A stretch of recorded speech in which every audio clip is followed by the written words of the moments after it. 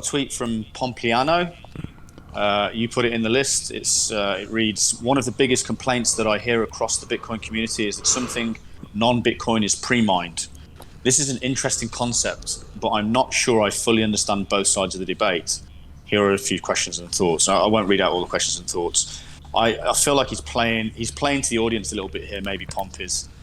He knows what he's talking about. And the problem is that he's gone so far down the Bitcoin maximalist route that he won't be able to open his mind to something like Hive, maybe until it's too late for him, until much later in the game. But yeah, what were your thoughts on this stuff? Yeah, just more people are bringing up the idea of pre-mined. There's two distinguishing. It's starting to become taboo, yeah, right? It's maybe we injected something into the universe, but there's two things mainly to figure out here. Is it proof of work if it's coin voting? If it's proof of work, then it doesn't, as far as price is concerned, it matters, but not as far as governance. So when he's saying non-Bitcoin, I'm going to assume he means non-proof of work, coin voting. And he gets in and he's asking, well, did Satoshi pre-mine because, he mined the first block, but on the first block, most people don't actually know is unspendable, right? So Satoshi publicly mined the second block on a fair, equal playing field with everyone else. With the first block he has is unspendable. So his question about the Satoshi pre-mine down in the thread, I would say no, he didn't. But if you're talking about, it's an interesting concept because it's not like pre-mines are not innately evil. It's not like, oh my God, you're an evil person. They're only bad if they affect this underlying security of the protocol. If you do a pre-mine and it doesn't affect the security, then kudos to you. It's all free market at that point. If people choose to want to use your product because you offer superior experience, that's fine.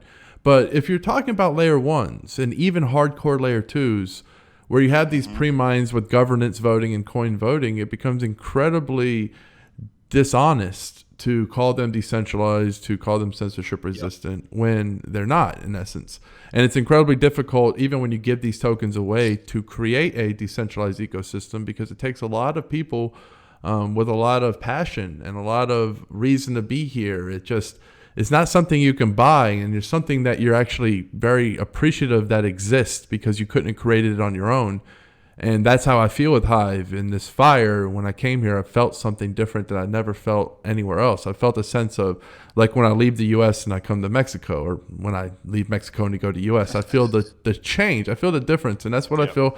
When I'm on these other chains, I almost feel like somebody's breathing down my back. I don't, especially with the PTSD of living through that fork in a hostile takeover. I know that you never know what's going to happen tomorrow. By the way, and if your coins are really... Yeah. That is legit. Danny's talking about legit PTSD after what happened, man. We went through a crazy experience with that Hive takeover war, especially the money that you lost, Dan.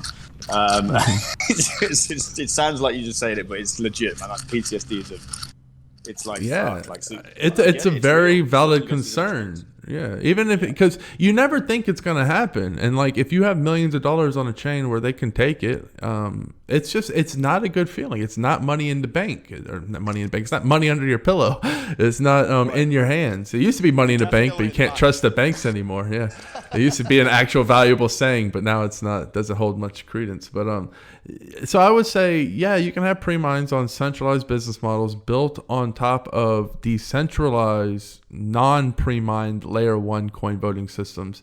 That is the line. As long as it doesn't affect the security, then you're doing right. And if you follow that rule, then you should be very good.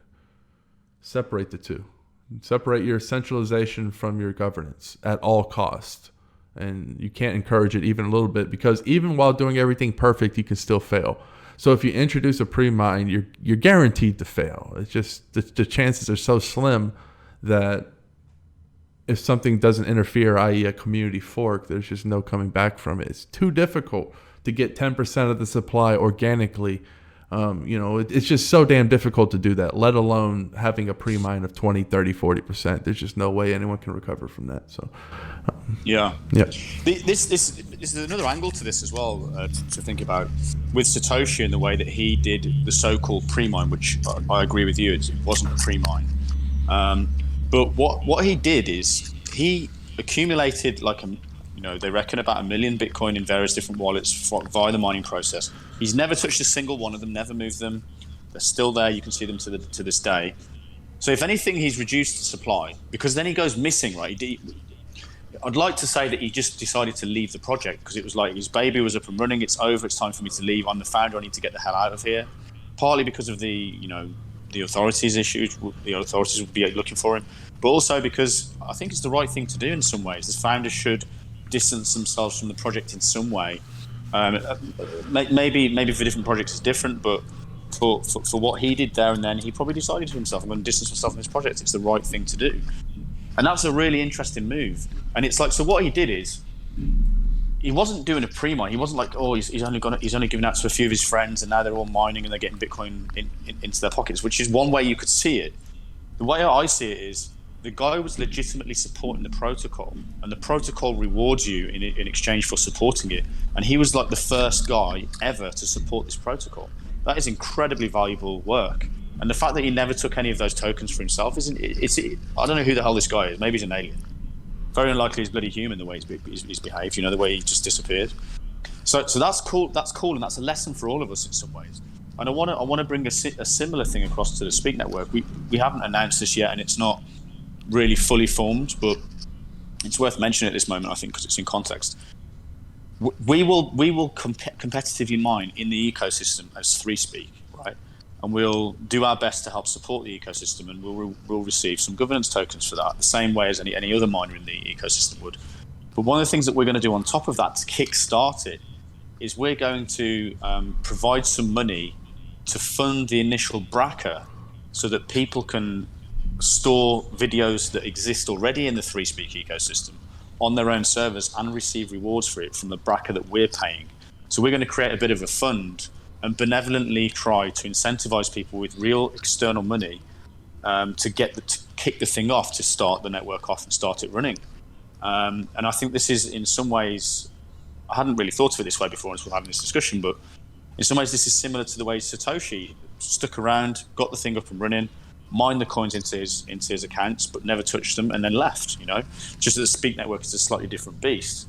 But it's that type of mentality that gets you through these challenges, because ultimately it's the delayed gratification thinking, it's the long-term thinking, it's laying the right decentralized foundation type thinking that you need to have.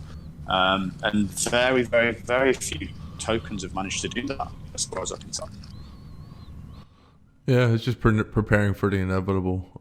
You can be greedy, but you're not going to make it out of the building, or you can actually play it right and give yourself a chance to survive. While surviving, you can make yourself wealthy if you're an early adopter of a protocol that takes off, right? Like early Bitcoin OGs became billionaires. They didn't need to get an OTC deal from Satoshi. They just need to buy it off the open market and hold it for a while with conviction. It's much easier just to go to pre-mine route. Like some of these OG Bitcoins went through some of the worst bear markets and had to hold for a very long time to get to where they are now. They didn't do it in 1 year. It didn't just happen instantly. So that's the way I've always looked at it, the 10 to 1x mentality. Invest in an underlying protocol that you believe has true sustainability. You might miss out at the beginning of the pre-mined, scam rush where everyone's just trying to make a quick buck. But when the dust settles, you have made yourself a reputation. You would have accumulated something that you believe is sustaining, and then that delayed gratification comes back tenfold in the end, while the other ones either have negative reputation and/or were too greedy to invest in the underlying protocol early when they could have, and they end up either breaking even if they would have just bought the long tail, or actually missing out. And many of them actually end up missing out because some of the most wealthy people in the world now are the Bitcoin OGs. And you might say, oh, well, you have a Binance and he owns 80% of the supply and he's 20 billion on paper. He's richer than any Bitcoin OG. It's like, yeah, let's see him actually try to cash that out. Once you solve down some of the biggest pre-miners out there, they're not richer than any of the Bitcoin OGers. So that sounds like a similar chain to the one that we used to operate on, Dan, where the new owner has at least 80% of the suppliers trying to sell it. Yeah, I mean, it's so scammy what they do. They own 80% of the supply. They float 20. They buy. They have heavy market makers, and they control the price. It's a fucking scam game. Yeah. People partake in it willingly, though, because there's lots of money to be made in partaking in it.